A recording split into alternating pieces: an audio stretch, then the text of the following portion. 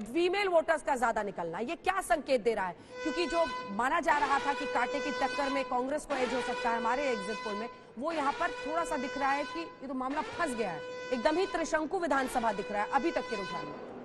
देखिए अंजना जी, हिमाचल प्रदेश में कोई पहली बार महिलाओं का वोट ज्यादा नहीं पड़ा है विधानसभा में। अगर आप हिमाचल एक ऐसा राज्य है जहां लगातार 4 विधानसभा चुनाव में महिलाओं ने पुरुषों से ज्यादा वोट दिया है, देश का एकमात्र राज्य ऐसा है जहां पर ये 4 बार हमें लगातार देखने को मिला। तो ये जो कांटे की टक्कर दिखाई पड़ रही है, ये पार्टी में दोनों पार्टियों के बीच में एक मजबूत कंपटीशन रहा है, ये उसका नतीजा दिखाई पड़ रहा है। इसका कोई सीधा सीधा अर्थ महिलाओं के ज्यादा वोट देने से दिखाई नहीं पड़ता, क्योंकि जैसा मैंने कहा पिछले 4 चुनाव में महिलाओं ने पुरुषों से ज्यादा वोट दिया। और पिछली बार बीजेपी ने बड़ी जीत हासिल की, उसके पहले कांग्रेस की जीत थी।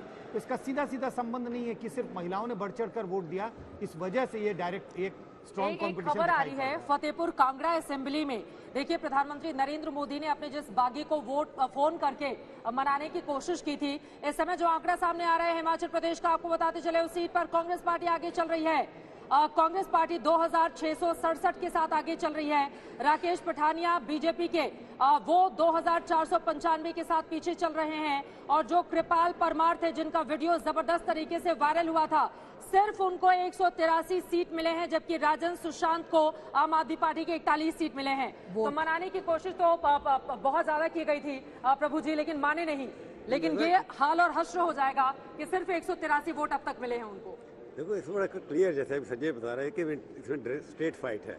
क्या इसमें जो रेबल खड़े हुए हैं उनका रोल कितना प्ले करते हैं, ये देखने की बात है। क्योंकि अगर हिमाचल में जो कांटे की टक्कर है वो रेबल्स की वजह से है या किसी और कारणों से है, कि महिलाओं का न्यूट्रल है, क्योंकि एग्जिट पोल के अंदर महिलाओं को भी हमने अकाउंट कर लिया सर। लेकिन यहाँ पर कांटे की टक्कर है बीजेपी और कांग्रेस में। अगर कृपाल परमार मैदान में नहीं उतरते और ये वोट बीजेपी को चला जाता, तो बीजेपी यहाँ पर अभी जो कांग्रेस पार्टी नंबर 1 चल रही है वो यहाँ पर पीछे हो जाती। बिल्कुल आपकी बात ठीक है कि रेबल्स कितना नुकसान बीजेपी को पहुंचाते हैं, उसके ऊपर ये सारा का सारा आउटकम डिपेंड करता है। अगर रेबल्स की वजह से बीजेपी हारती, जो पहला स्टेट होगा हिंदुस्तान की हिस्ट्री के अंदर जहाँ बीजेपी ने बीजेपी को हरा दिया। कृपाल परमार, जिनको प्रधानमंत्री ने खबर आई कि फोन करके मनाने की कोशिश थी, वो 183 पर अटके हुए हैं। और मामला जो अन्य सीटों का है, बाद में एनालिसिस कर करके एक एक सीट की हम आपको खबर बताएंगे। लेकिन फिलहाल संकेत साफ है कि जो वोट का बंटवारा गुजरात में हो रहा है, गुजरात के भुज में असदुद्दीन ओवैसी की पार्टी का खाता खुलता हुआ दिखाई दे रहा है।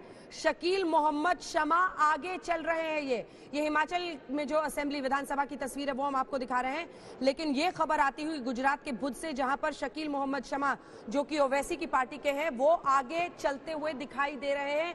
वहां भी नजर रहेगी क्या मुस्लिम वोट भी बटा है, क्या असर तमाम विपक्षी पार्टियों का हुआ है। हिमाचल प्रदेश में देखिए 32 और 33 यानी त्रिशंकु विधानसभा की सूरत में विनोद जी 3 जो अन्य हैं उनके पास पूरी चाबी होगी। और हम बता रहे हैं कि कैसे होशियार सिंह हो या फिर केएल ठाकुर हो, बीजेपी के टिकट पर पिछली बार लड़े थे, जीते थे, इस बार टिकट नहीं मिला, इंडिपेंडेंट बन के लड़े। और भाई अपनों को ही वापस बुलाना होगा, मनाना होगा बीजेपी को अगर सरकार बनानी है।